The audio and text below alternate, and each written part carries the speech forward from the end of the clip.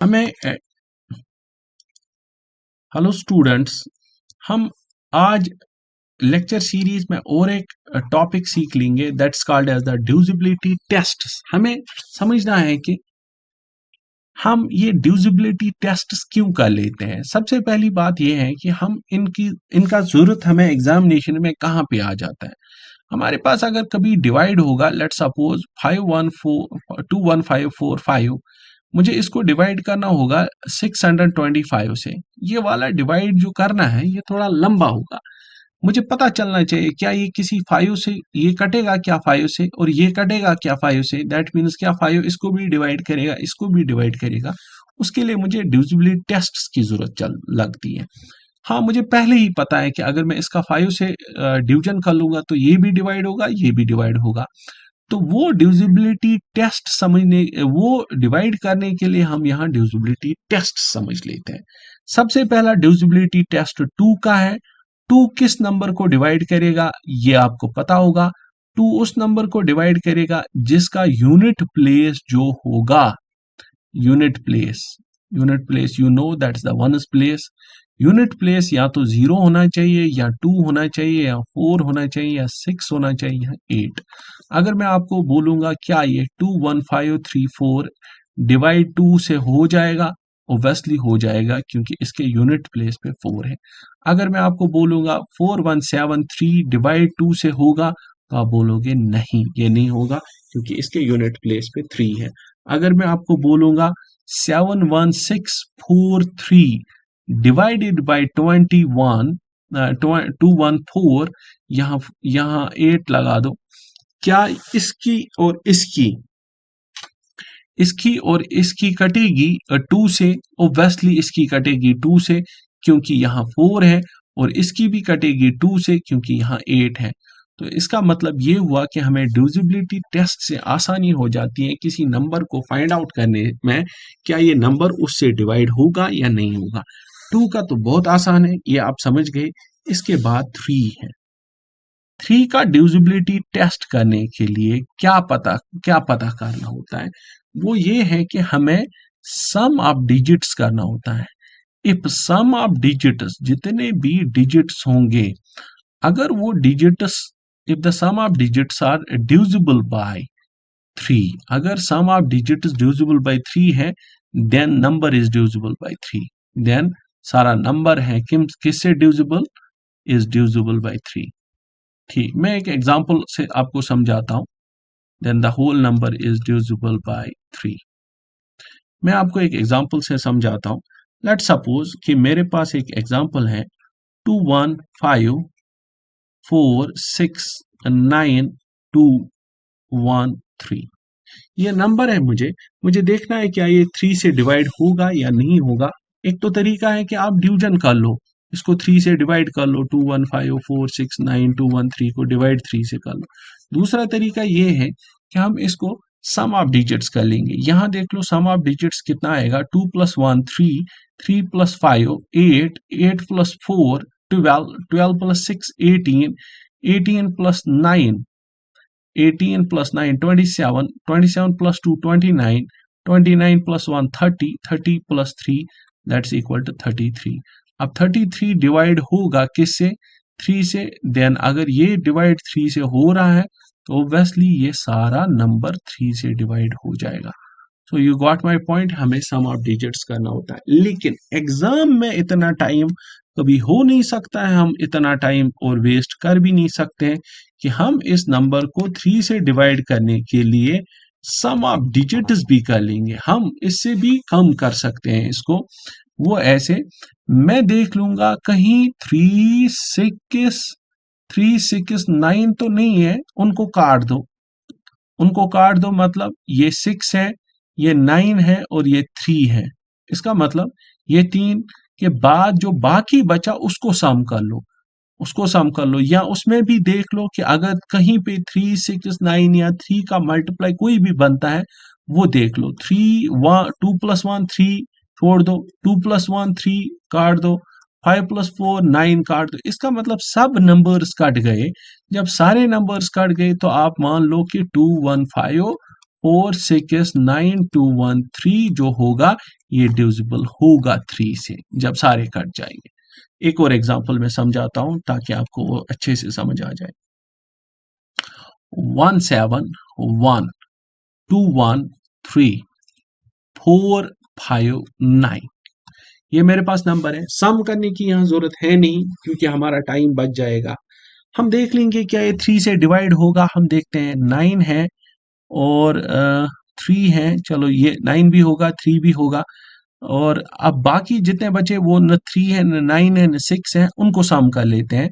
7 + 1 8 8 + 1 9 तो ये भी चले गए। 2 + 1 3 ये भी हो गया। 4 + 5 9 तो दैट मीन्स सारे नंबर्स कट गए तो दिस इज डिविजिबल बाय 3 ये हो जाएगा। एक एग्जांपल मैं ऐसी ले लेता हूं जिसमें डिविजिबल बाय 3 नहीं होगा। लेट्स सपोज 5 1 2 4 6 5 ये नंबर देखना है क्या ये डिविजिबल 3 से होगा या नहीं होगा। देखो यहाँ 6 है छोड़ दो इसको। 2 और 1 है इसको भी छोड़ दो। 5 और 4 है दैट विल बी 9। 5 और 4 9 क्योंकि ये तो मैं सम ही कर रहा हूँ। 2 1 3 सम कर रहा हूँ। 6 तो खुद ही है। 5 5 + 1 6 ठीक है। अब लास्ट पे बचा 5। क्या ये 5 सम डिविजिबल 3 6 या 9 में आता है या 3 के डिविजिबल में आता है? नहीं आता है। तो that means this is not divisible by 3। अगर आपको ये तरीका याद नहीं रहता है तो आप सिंपली ये तरीका भी याद रख सकते हो कि हम सम ऑफ डिजिट्स करेंगे और सम ऑफ डिजिट्स करने के बाद हमें ये पता चलेगा क्या ये वो सम डिविजिबल बाय 3 है या नहीं है। अगर डिविजिबल बाय 3 है तो सारा नंबर डिविजिबल बाय 3 हो सकता है। इसके बाद हम देखते हैं कि 4 किसको डिवाइड करेगा। डिविजिबिलिटी टेस्ट ऑफ द 4 ये समझ लो।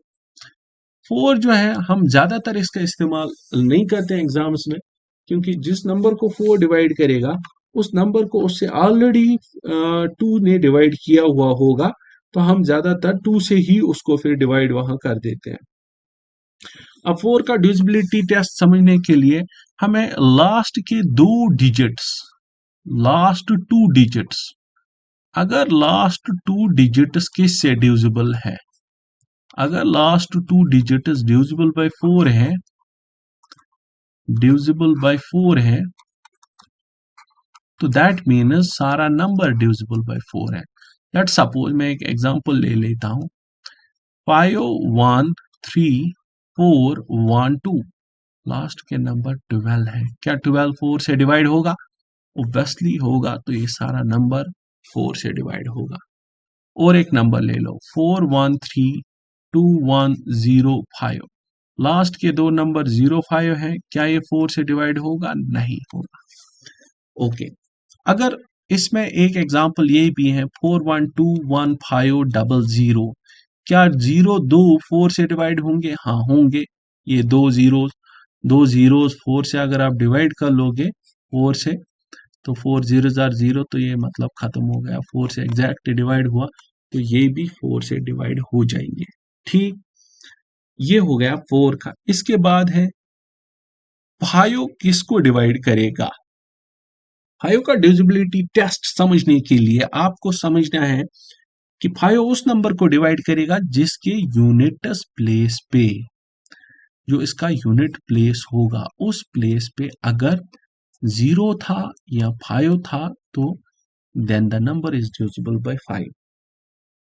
आप समझ गए कि 5 किस को डिवाइड करेगा जिसके यूनिट्स प्लेस पे इधर 0 होगा या 5 होगा। अब इसके बाद 6 किसको डिवाइड करेगा। 6 उस नंबर को डिवाइड करेगा जो 2 से भी डिवाइड हुआ होगा या जो 2 से भी डिवाइड हो जाएगा और 3 से भी डिवाइड होगा then the number is divisible by 6। मैं एक एग्जांपल से आपको समझाता हूं। फॉर एग्जांपल मेरे पास एक नंबर है 215 2154 2154 क्या ये 2 से डिवाइड होगा? हाँ। क्या ये 3 से डिवाइड होगा? हाँ क्योंकि 5 2 + 1 को 3 5 + 4 को 9 तो ये 3 से डिवाइड होगा। इसका मतलब ये 6 से भी डिवाइड होगा। कर लेते हैं हम। 6 1 जार 6 6 3 जार 18 19 20 21 तो यहाँ 35 मिला। 6 6 7 जार अच्छा यहाँ कितना मिला, फिर से देख लेते हैं। 6 1 जार 6, 6 3 जार 18, यहाँ 35 बचा। 6 6 जार 36, 6 5 जार 30, तो यहाँ 54 बचा। यहाँ 9 जार 6 9 जार 54, तो मेरे पास आंसर आया 359। ठीक है, तो ये डिवाइड हो गया किससे, 6 से। अब नेक्स्ट है हमारा, दैट इज द 7। 7 एक इंपॉर्टेंट है, 7 का फैक्टर एक इंपॉर्टेंट है। 7 किस नंबर को डिवाइड कर लेगा, इसके लिए हमें एक रूल समझना है। भाई 7 का डिवीजन कर लेना है तो एक रूल तो समझना ही है। मेरे पास कोई नंबर होगा 4 1 5 3, और मैंने दूसरा नंबर लिया 1 4 7 4 9। ये मैंने दो नंबर्स लिए, मुझे देखना है कि इनमें से 7 किसको डिवाइड करेगा। ये डिवीजन करने, 7 का डिवीजन पता करने के लिए हमें क्या करना होता है, सिंपल। पहले इस 3 को काट दो, अपने रफ पे इसको सीधे काट दो, लेकिन काटने के साथ साथ इसके बदले 3 का डबल कर दो। 3 का जितना डबल होता है मीन्स कि 3 2 जार 6, यहाँ सीधे 3 + 3 कर लो 6, वो यहाँ लिखो, इसको सब्ट्रैक्शन कर लो। 415 में से 6 सब्ट्रैक्ट कर लो, कितना बचेगा, ये बचा 9, और ये बचा यहाँ 0, ये बचा यहाँ 409। ठीक है, अब इसके बाद इस 9 को काट दो, इसके बाद किसको काट दो, 9 को काट दो, लेकिन 9 के बदले डबल कर दो 9 को, 9 2 जार 18। अब 40 में से आप 18 निकाल दो, 10 में से 8 तो 2, ठीक है, 10 में से 8 तो 2, यहाँ 3 में से 1 तो 2, ठीक है, 3 में से 1 तो 2, सॉरी 2, तो मेरे पास क्या बचा 22। क्या ये 22 डिवाइड है 7 से, डिवाइड है 7 से, नहीं। इसका मतलब ये सारा नंबर 7 से डिवाइड नहीं होगा। अब आप ये बोल सोच रहे होंगे सर एक दो तो काट दिए, क्या यहाँ हम नहीं काट सकते। अगर हम यहाँ काट देंगे तो 2 को काट के 2 का डबल 4 कर देंगे, जब आप सब्ट्रैक्ट कर लोगे 2 में से 4, वो सब्ट्रैक्ट नहीं हो जाएगा। ठीक है, अब यहाँ देख लो, इस 9 को काट दो, 9 के बदले डबल कर दो, 9 2 जार 18। अब यहाँ सब्ट्रैक्शन कर लो, 14 में से जब 8 निकालोगे तो कितना बचेगा, 6। अब यहाँ 6 में से 1 निकालो तो 5 बचेगा, यहाँ 4 और यहाँ 1। फिर से कर लो दूसरी चीज, 6 को काट दो और डबल कर दो, यहाँ 12। 5 में से 2 निकालो तो 3 बचेगा, 4 में से 1 निकालो तो 2 बचेगा, और ये 12। अब क्या कर लेना है, अब 3 को काट देना है और उसका डबल कर देना है, 3 2 जार 6। 12 में से 6 निकालो तो 6 रहेगा, ये तो होना चाहिए था। 9 अर्ध, और ये 10 14 96 sonra şimdi burada adımımızı abi ne olsun।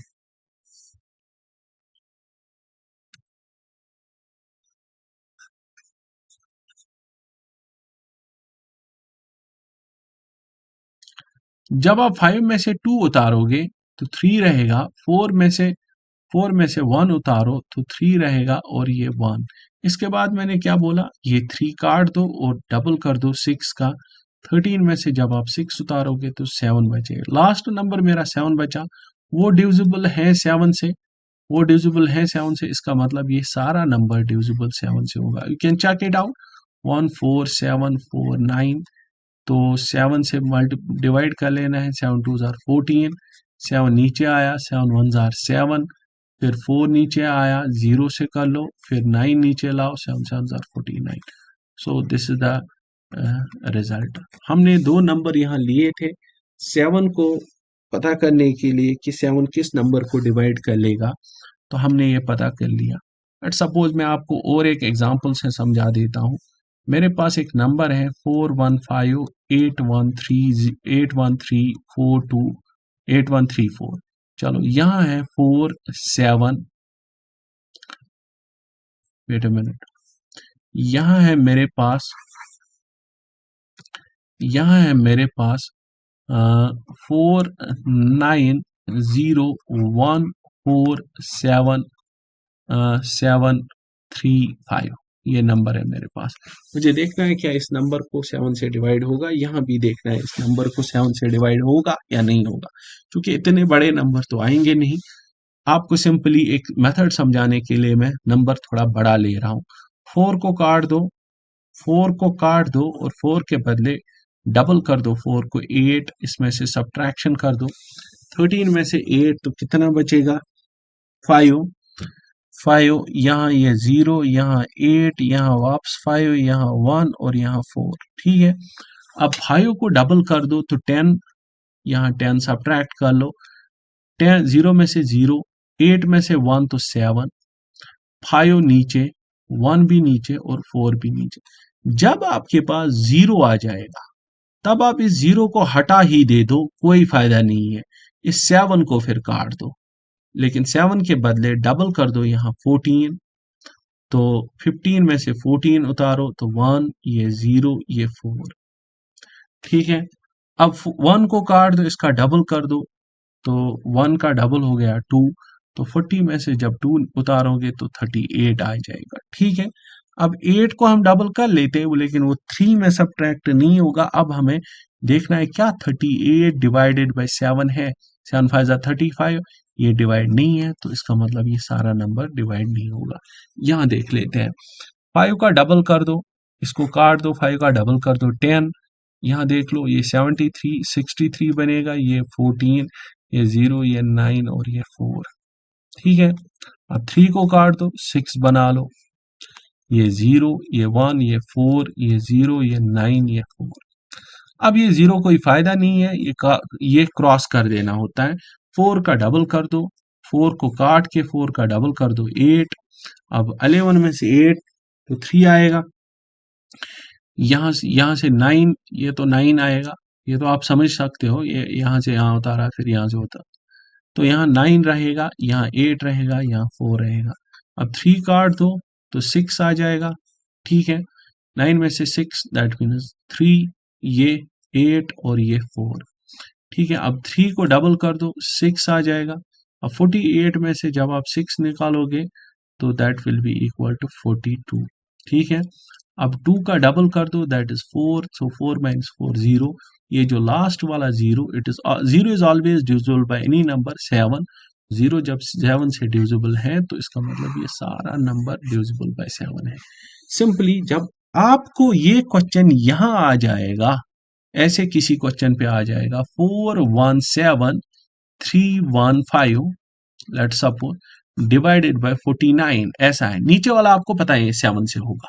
अब आपको ऊपर वाला देखना है क्या ये 7 से होगा या नहीं होगा, तो आपको यहाँ साइड से कर लेना है 417315, ये जल्दी जल्दी कर लेना है, 5 का डबल हो गया 10, ये 31 में से 10 उतारा तो 21, ये 17 और ये 4 है, तो ये 1 का डबल करेंगे 2, तो यहाँ 4170 आएगा, 0 काट लो, तो 7 को डबल कर दो, 7 काट लो, 7 को डबल कर दो 14, 41 में से जब आप 14 उतारोगे तो ये आएगा, ये आएगा 7, और ये आएगा मेरे पास कितना, 3 में से 1 दैट इज 2, 27। क्या 27 7 से है डिवाइडेड बाय, नहीं, तो इसका मतलब ये ऊपर वाला 7 से डिवाइड नहीं होगा। ठीक है, आप ये समझ गए यहाँ तक कि हम 7 तक डिविजिबिलिटी टेस्ट कहाँ कर लेते हैं और कैसे कर लेते हैं। मेन इंपॉर्टेंट आपको याद रख लेना है 2, 3 और 5, क्योंकि ये 3 हमारे एग्जाम्स में राउंड द क्लॉक घूमते रहते हैं डिवीजन के लिए, जब हमारे पास फ्रैक्शंस होते हैं। आगे लेक्चर्स में हम और सीखेंगे 5 7 के बाद डिविजिबिलिटी टेस्ट वो ज़्यादा करने नहीं है, बस आपको जो करने होते हैं वो 2, 3 और 5 के करने होते हैं, जो यूजुअली हम यूज कर लेते हैं। ठीक है, आज के लेक्चर हम यहीं पे इख्तिताम कर लेते हैं। अगर आपको मेरी ये लेक्चर सीरीज अच्छी लगती है तो आप इसको शेयर कर सकते हो। Until then, good bye, take care.